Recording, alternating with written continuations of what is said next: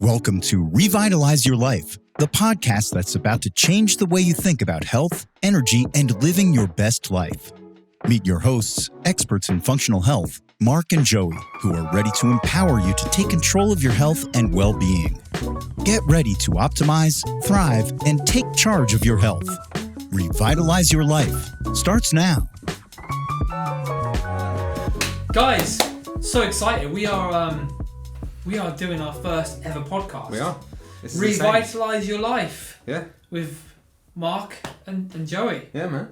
Let's crack on. I'm looking forward to this. Yeah, so it's been something that we've been wanting to do for a while, hasn't it? True. Yeah. And we're so excited it's actually here. We've been arming and ahhing talking about it, when we're going to do it. But we just done it. We just picked a date.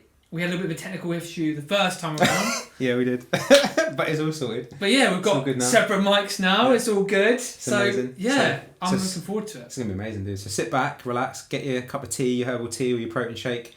Got a good 7 hours of content. No, I'm joking.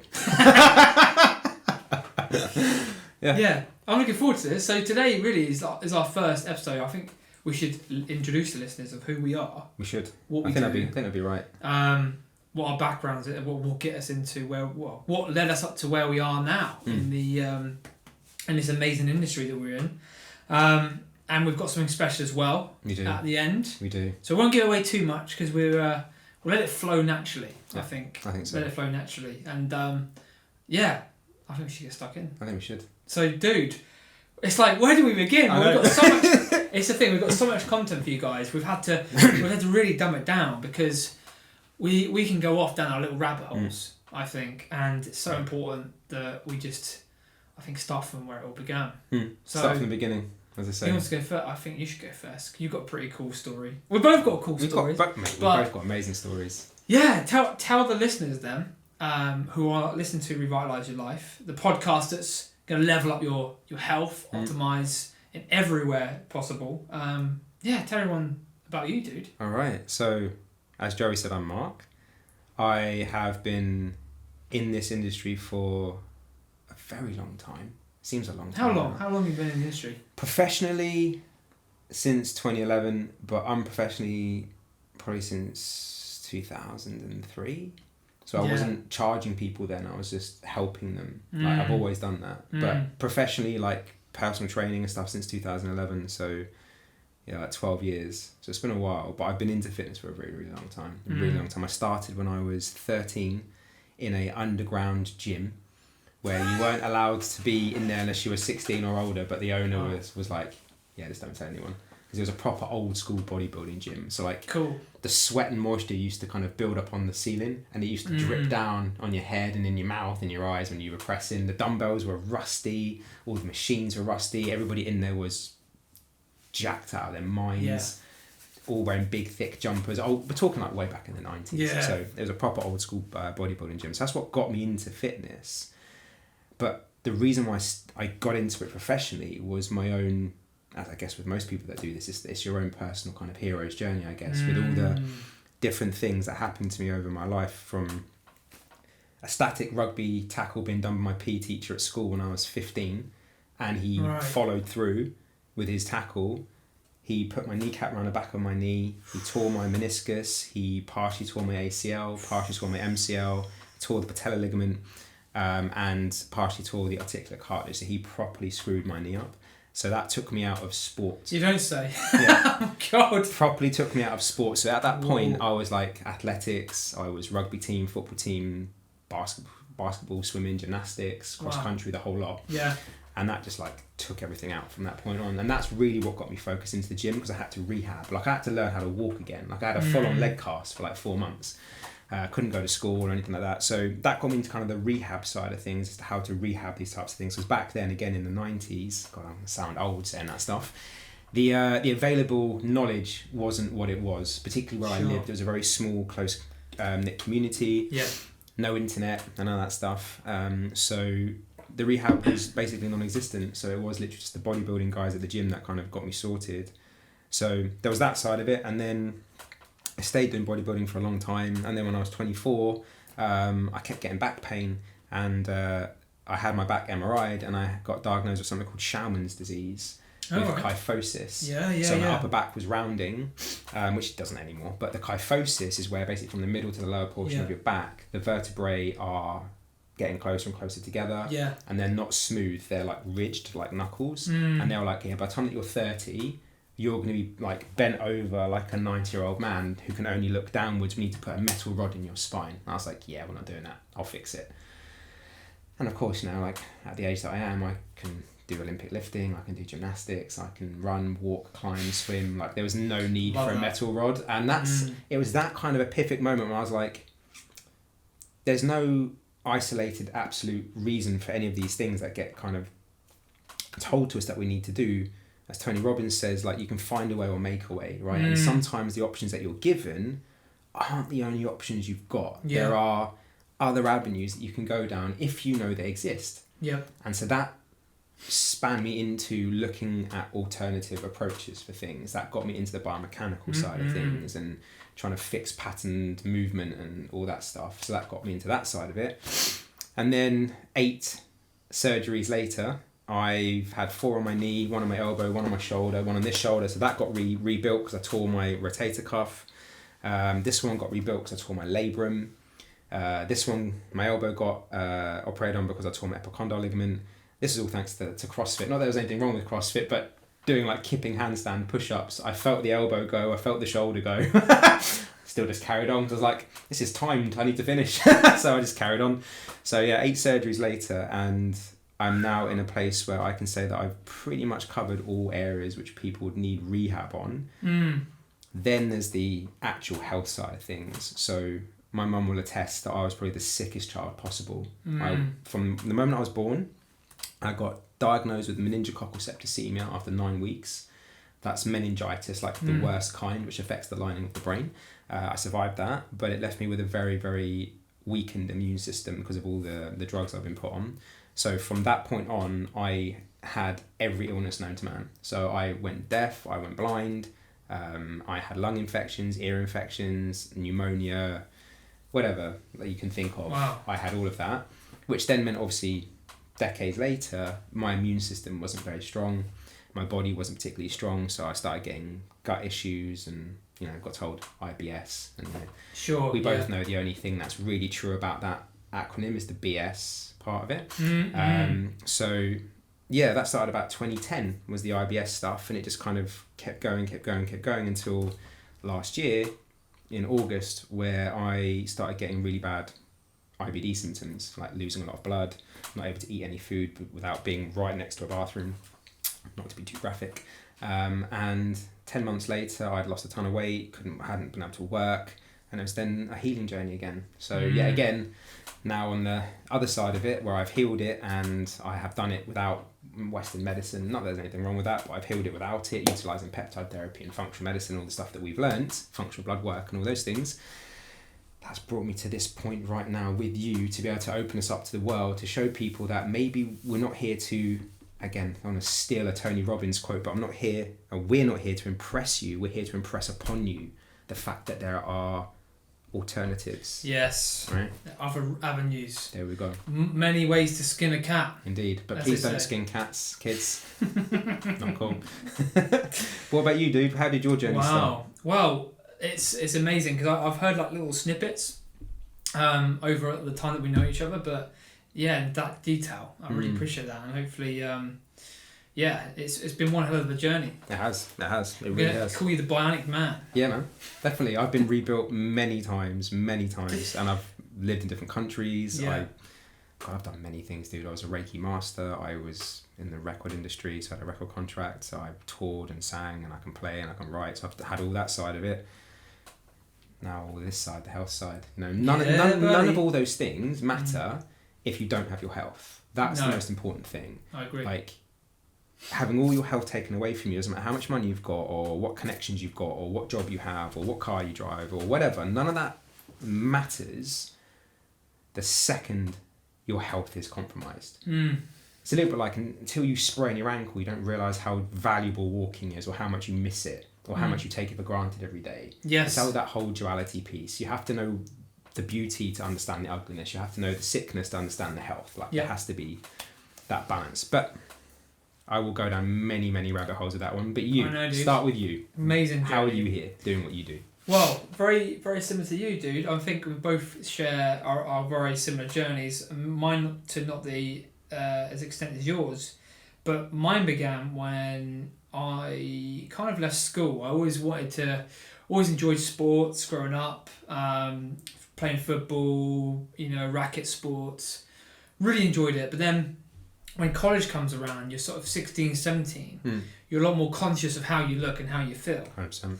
And of course, you start, getting yourself out there. You start growing your friend network.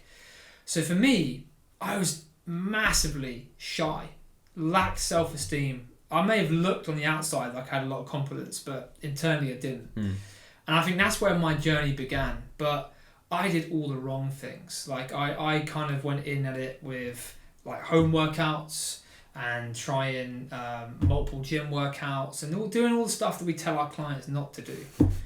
We've been there, we've been doing that. And it wasn't, my journey really began when I was in the games design industry. So before I became a coach, before we begin this functional health quest that we're both in, my first journey began when I was in the games industry. So I was at college studying, playing games, and I was so immersed with that type of industry. I was playing anywhere between 14, 16 hours behind a screen. I was so obsessed with games. I lived on my Xbox, loved PC games, loved everything about them, and it wasn't until I realised how detrimental it started to become for my own health. And the way that I looked and the way that I feel, that I made that step into like sorting myself out. Like I've got to sort myself out. And it really knocked my confidence because my skin was started, like spotty teenagers, I had a really bad like skin underneath my chin. I used to wear quite high collared tops. I didn't realise how bad it was until, I started talking about it, and started being more open about it. And I was like, I need to change. I need to change this up. And because I felt so shy and lacked self-confidence and esteem, that's the first thing I did when I used the gym. But fell for the 5-day, 6-day bodybuilding splits, which basically, guys, if you're watching this, are training programs for advanced body fit builders, not for the average Joe. These are splits that are designed for people on assisted gear, basically. So of course I fell for the trap like every young guy, believing that would be the solution to my problems. And then as my confidence grew, I started seeing results in the gym. I got really sick because I was partying. I was getting confident and not looking after my health very well, eating McDonald's, Burger King quite often, Domino's on the weekends, really, a lot of processed food and not really looking after myself very well. And I got hit hard with chronic fatigue syndrome. And that was a real turning point for me because I've never, I've had bouts of like feeling fatigued and run down, but never the point where it's been 6 months off. And I lost so much weight, dude. I ended up weighing the same as my sister. It's like 52 kilos or something like that. And for an 18-year-old guy, it's not normal in one bit. And I couldn't eat because it got worse. The symptoms got worse because I was so fatigued. I was in and out of hospital, well, not hospital, but going to the GP backwards and forwards like a pinball in this system. And they just couldn't understand what was causing it. They couldn't identify the root cause, which we'll go into on these podcasts, and identify what is linked to certain conditions that we see.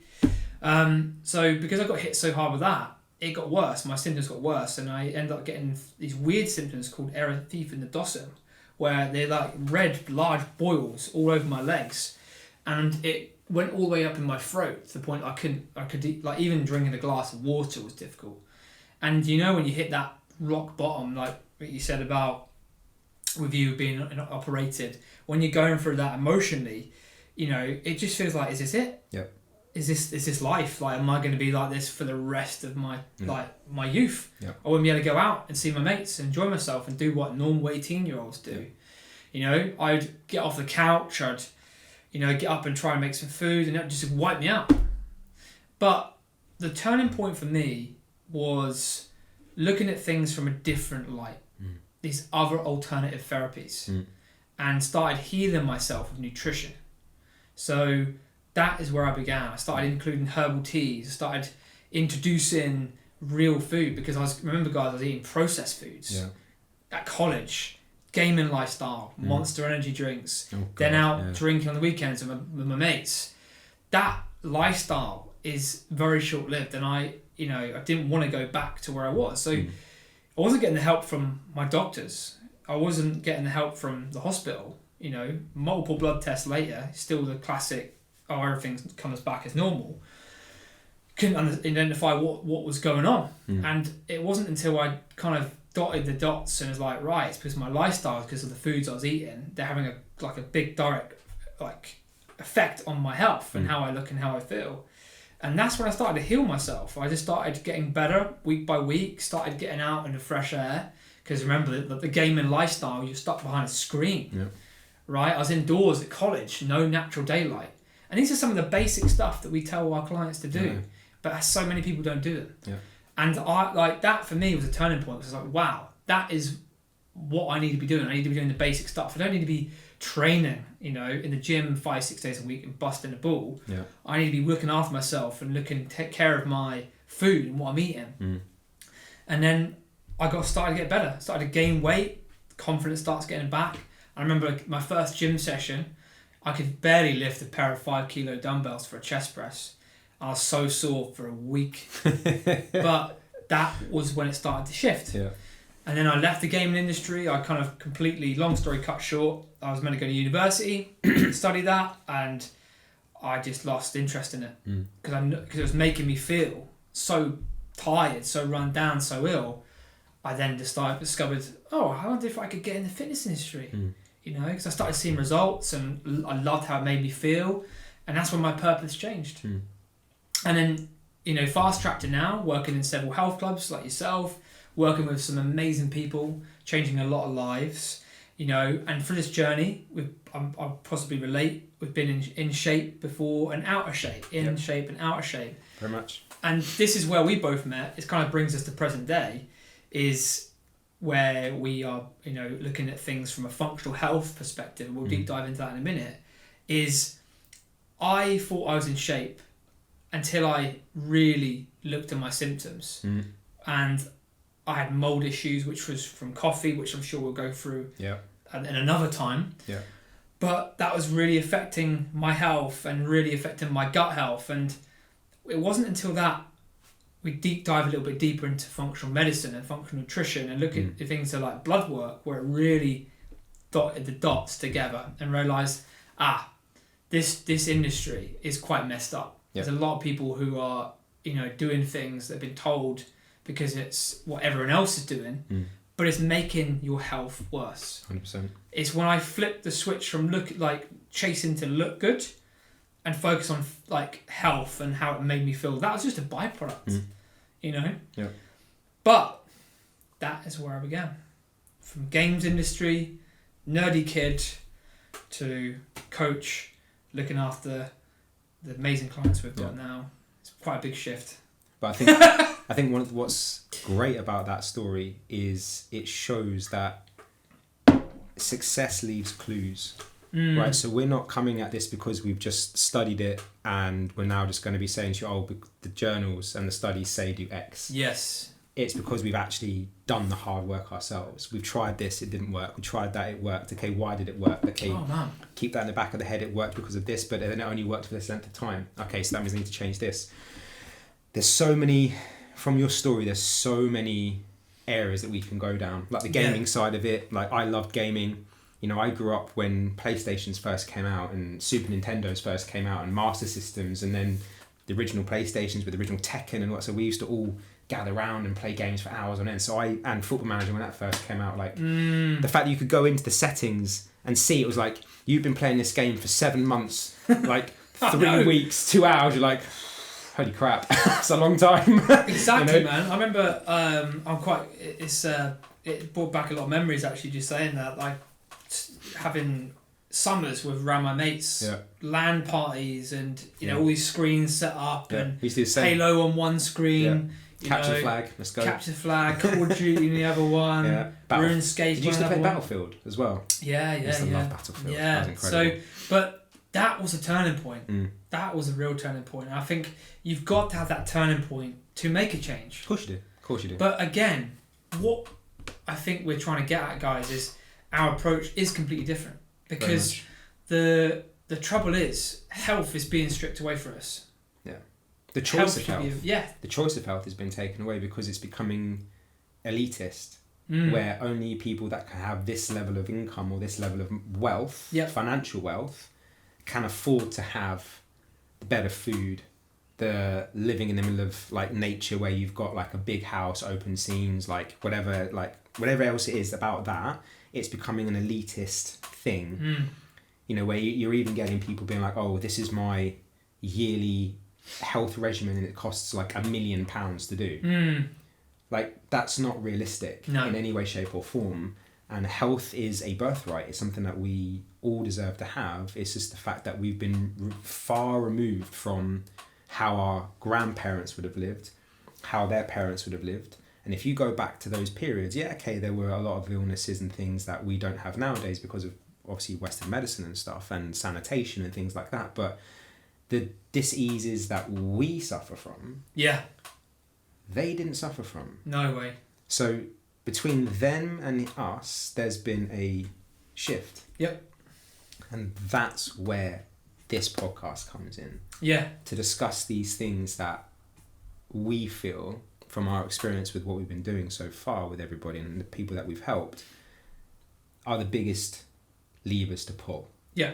Doing the common things uncommonly well. That's a really good starting point. As you say, like doing the basics. Yeah. Sunlight. Hydration. Yeah. You know, you can't be here and expect to get to there using the same skill set that keeps you here. And that's what people are after. They're like, oh, just give me a pill so that I can keep doing what I'm doing here, but then be lean and whatever over here. And so you can't do that. And talking about that as well, this is where it's so messed up. Like we are trying to put health back into the health and fitness industry 100%.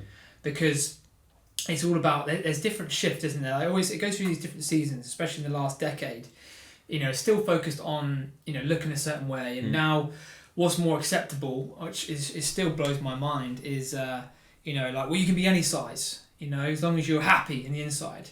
But that is not healthy. No. Because we look at blood work, we look at clients' blood work, and even the most fittest people on the planet, right, on the outside, have got terrible blood markers, terrible dysfunction, you know? Massively. And I remember getting an eating disorder through going down, chasing that aesthetic look with photo shoots and getting shredded and, you know, like 6% digit body fat, you know, like a snake, you know?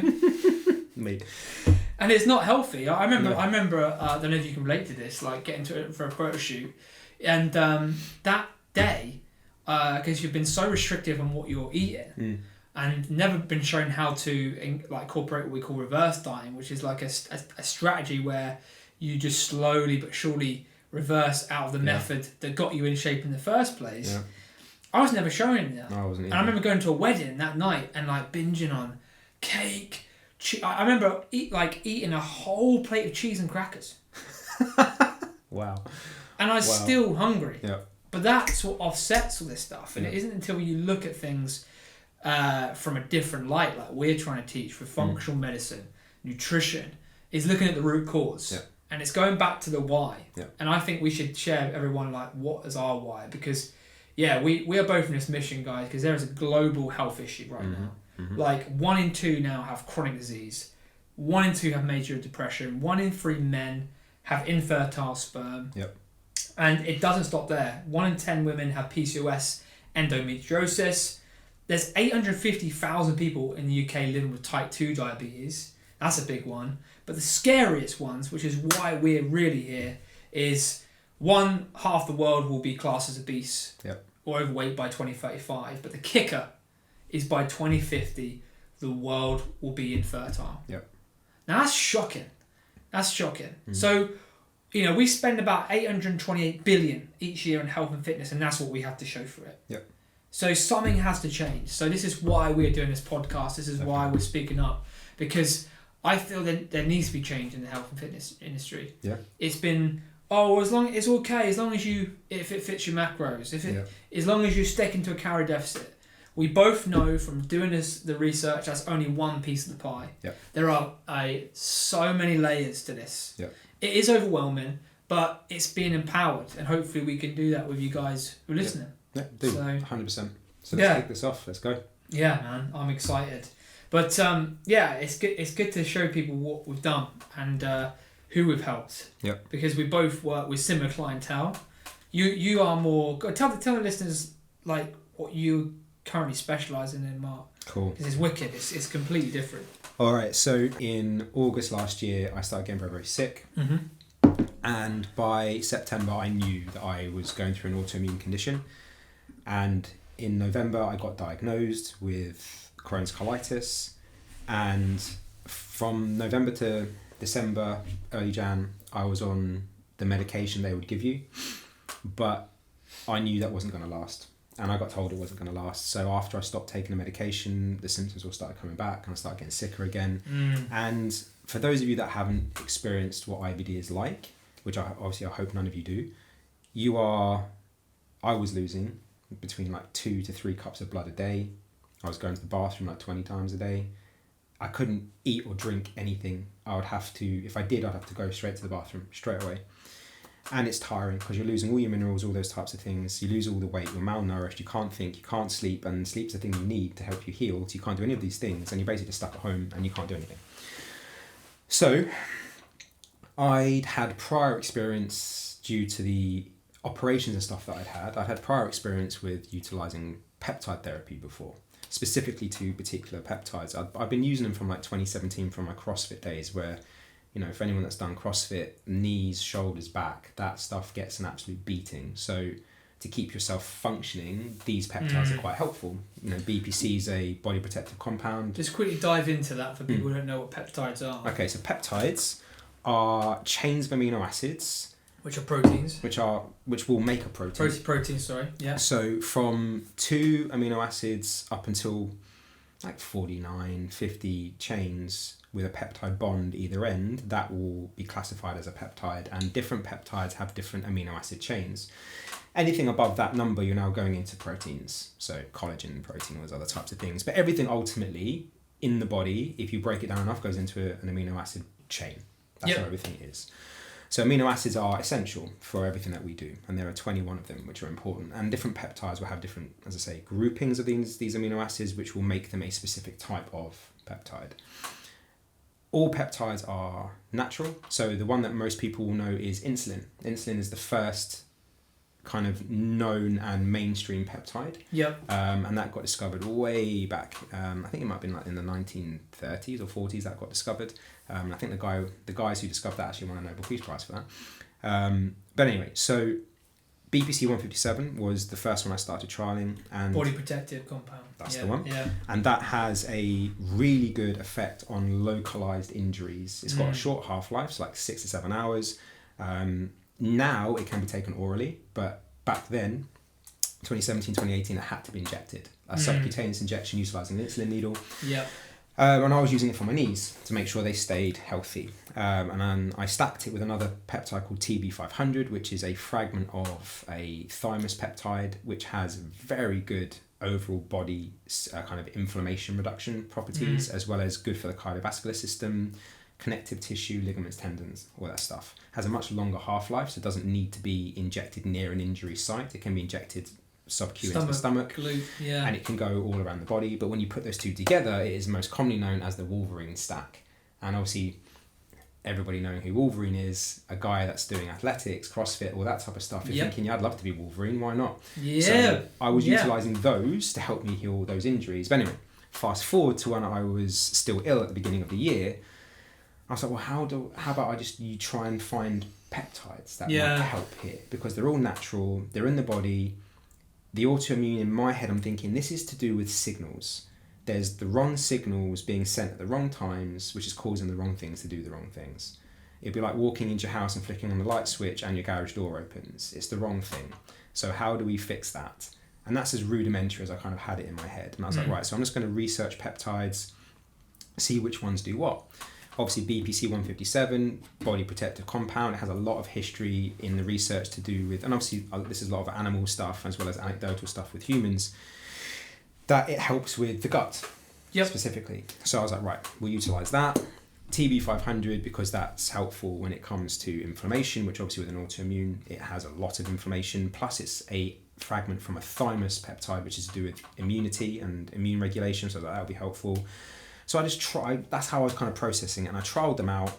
I eventually found the combination which worked for what I was going through, and, you know, again, fast forward to now, and I've been healed since like April, May time. So boom, everything worked beautifully, and I'm very, very grateful for all of that. But it's then looking back at the experience, thinking, okay, so why did I go through like 10 months of all that drama, all that pain, all that suffering, literally thinking at moments I was actually going to die from all of this?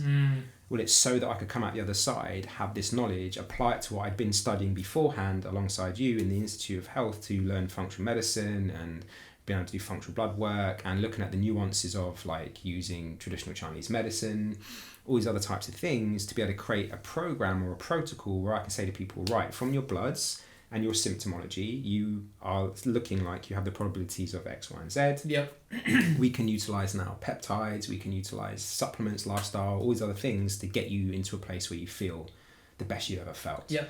So I was like, I need to make sure that I'm learning this from the best in the world. And Dr. William Seeds happens to be the best at peptides. So I signed up to his course to learn how to do peptide therapy, and I'm still doing that now, and then hopefully will be certified as a peptide therapist in the UK. I think I'll probably be one of the first in the UK, if not the first. And that will allow me then to not just help people with autoimmune conditions, because, you know, I'm helping people that have got Alzheimer's, autism, IBD, Hashimoto's, Behçet's, all these other types of things, but I'm going to help the general public. Like I had a gentleman in the gym the other day, having a sauna with him, and he's like, right, I've got this issue with my shoulder, I've got this issue with my knee, I've got this issue with my back. You don't happen to know where I can get peptides from, do you? And I was like, fine enough, I do. I can help you. So, well, I'm your guy. Exactly, right? So I had a nice conversation with him that gave him hope. Yeah. And I think that's one of the biggest things when it comes to what we do. We're facilitating change, we're discovering greatness in people, and we're bringing hope that there is a potentiality, probability that this can be sorted. Yes. Rather than being told this is lifelong and there's no answer. This is it. Right? You guys go on these medications for the rest of your life, and that is it. That's all you've got.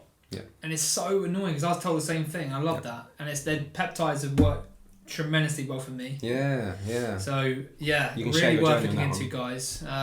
Really powerful stuff, and we're only scratching the surface. So new. So new.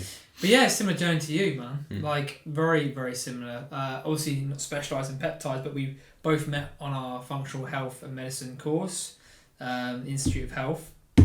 Truly grateful for that, because we'd be sat here really chatting to these amazing people about it. But yeah, I like you, dude, help people reclaim their health back. And we've worked with so many different conditions. Like, you know, I know having Crohn's in my family, how it's so important to look at things from a root cause and not just accepting the fate which everyone else sadly falls into.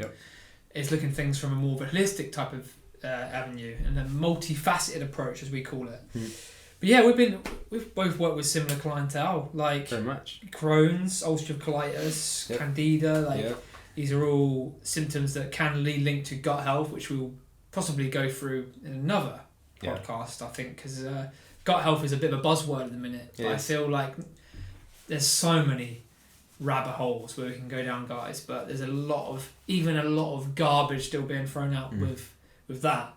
But again, working with people who have not tried everything, it's not their last hope, but they've tried going to GPs, they've tried going to personal trainers, they've tried going to nutritionists, and they're missing the root cause. And that's been the game changer for us both, I feel, is since adding in blood work analysis and looking at it from a functional medicine perspective rather than the conventional method, where again has its place, but sadly with just your generic blood testing, as we'll tell you guys now, because we both do it and offer it, is, you know, you won't get a full list, really, of what we test for. Like we look at 55, 57, 60 markers, right? Yep.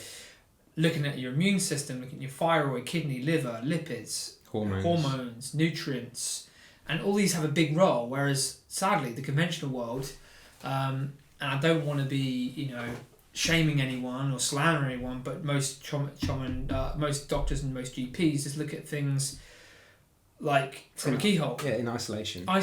Yeah, exactly. And they're so outdated. 23 years out of date, I believe. Yeah, they are. Between scientific evidence and patient care now. Mm-hmm. And these ranges are so wide, so many people get missed. Yeah. Oh, it's and normal. Those ranges are based on the average of who goes to see them, who are sick people and people who are elderly. And that's no disrespect to either of those clientele that they see. But if you're going to your doctor and you're going there for routine things, and you're not sick and you're not elderly, you don't want to be compared to the average of a sick system, basically. You need to know, like, well, what's the upper limit here? Yep. What's the potential? Not like, okay, compare me to like a 90-year-old man. Yeah.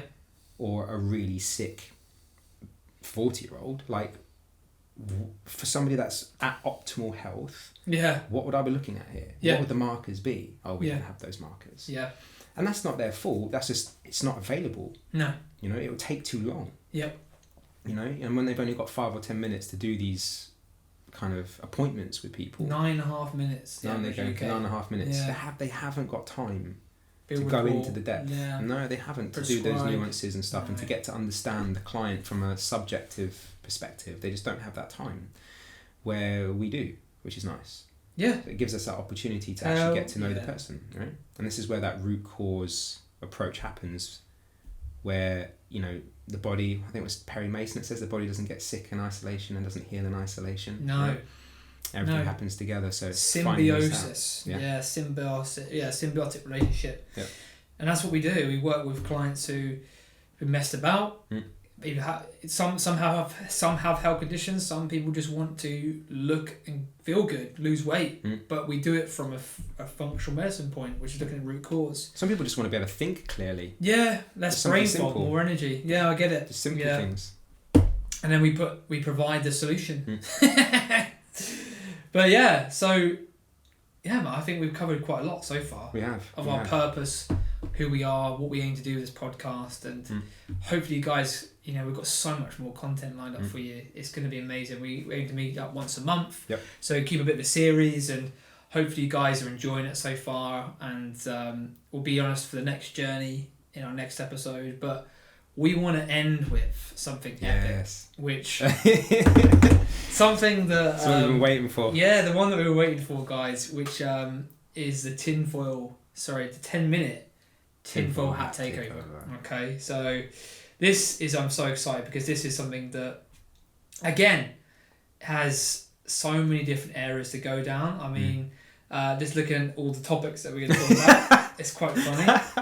But it's essentially we're exposing the truth. Like the health and fitness industry doesn't want you to know about. The debunking the myths, looking at like what's true, what's not, and open debate. I think that's what's really crucial. Like no one debates anything anymore. No, because everyone's scared. Yeah. Everyone's scared to have an opinion. But we've got so much stuff. Yeah. Like so much stuff, and we're so we talk about all sorts of stuff, aliens, like chemical trails, and what's in our food. Yeah. And today I've got a pretty big one, which I'm going to discuss. So I'm going to load it up and we'll get stuck in. Yeah. But yeah, man, how are you feeling so far? I'm good, brother. Good. I'm very good.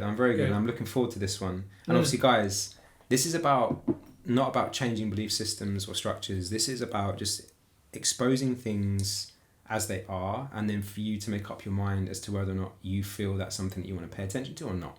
This isn't us saying that this is right or wrong per se. This is just us saying this is what we know, this is what we found, this is what we see, and this could have a detrimental effect on you, and then you can make up your own mind from there. Oh yeah.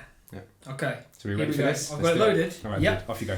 So Mark, did you know they are making a fertilizer, an organic fertilizer out alkaline decomposing batteries? I didn't, but I am not shocked.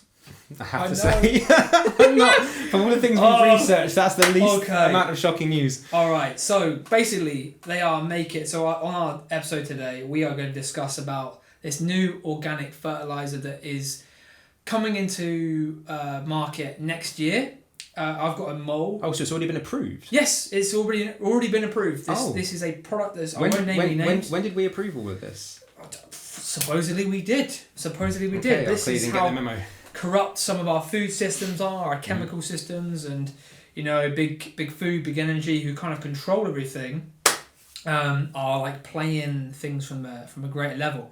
So yeah, they are making they're basically making an organic fertilizer out of decomposing alkaline batteries, and that is going to be spread on our food next year. So food, guys, for the best part, we are made up of the food that we eat. Like it takes the language of our cells, we could argue.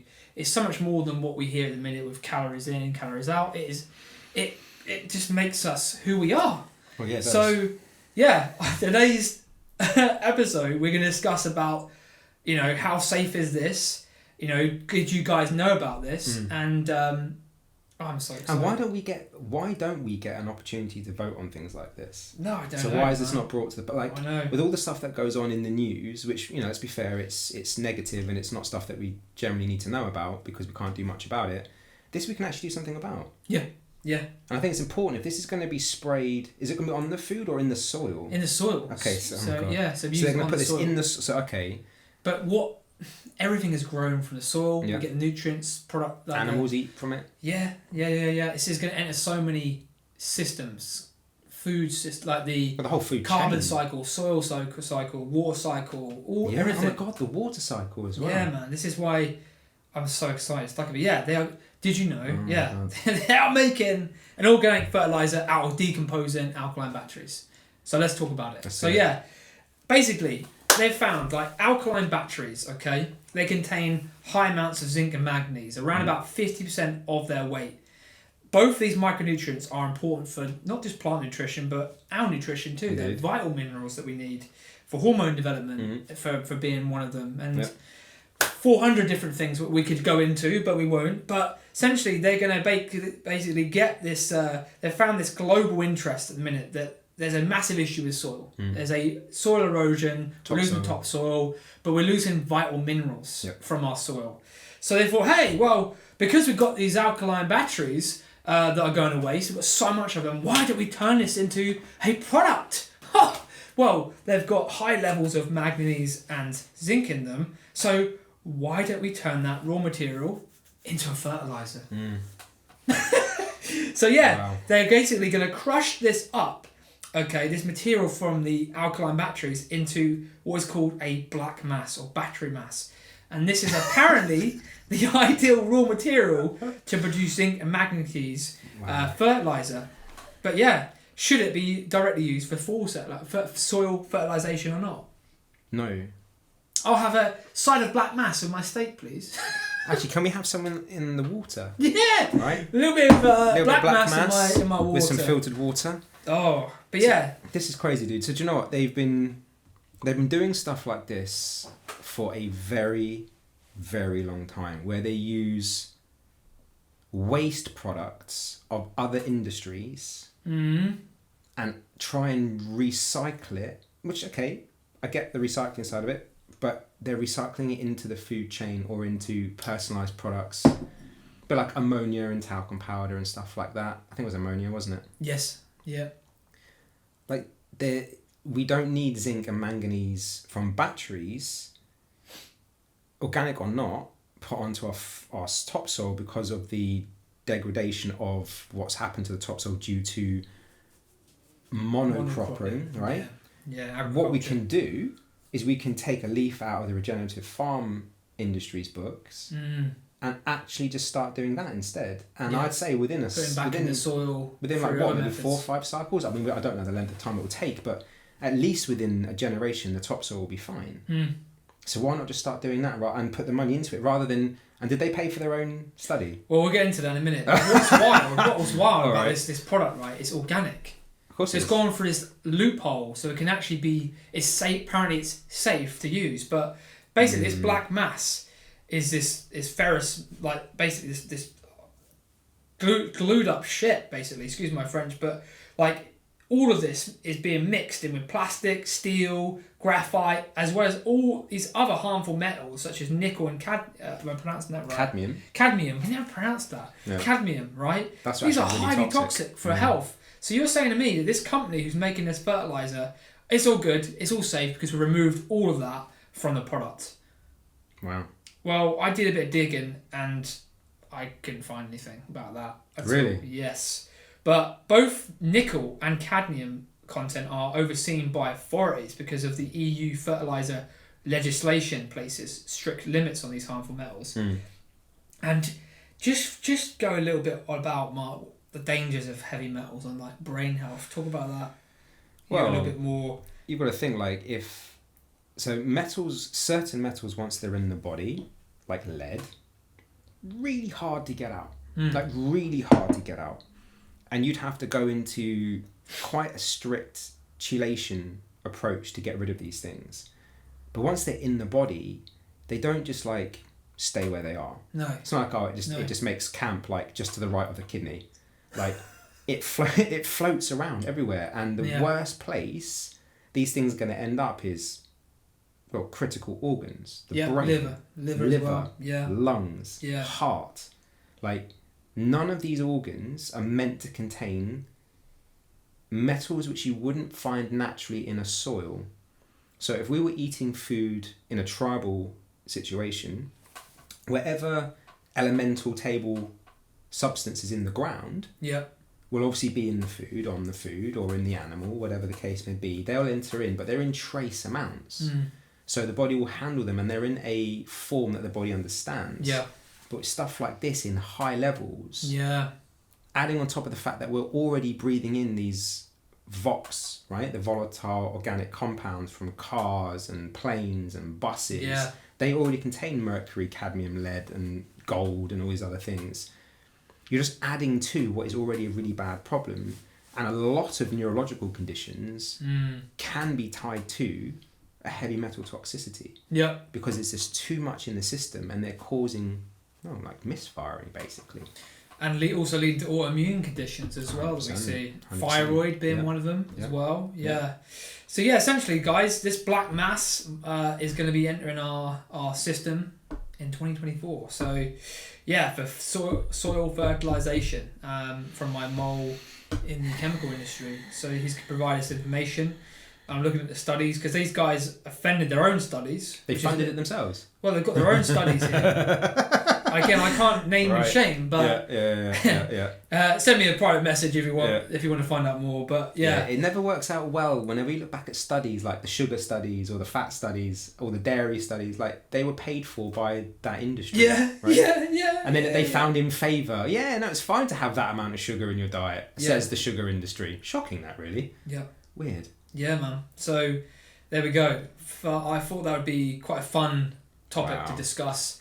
Do you guys think this is should be entering our soil, enter our food system? And the fact that it says organic on it, bro. Yeah, you have to say. Yeah, there's so many loopholes now with it's the not food even that, system. but are you noticing that things that have to claim that they're healthy are generally not healthy?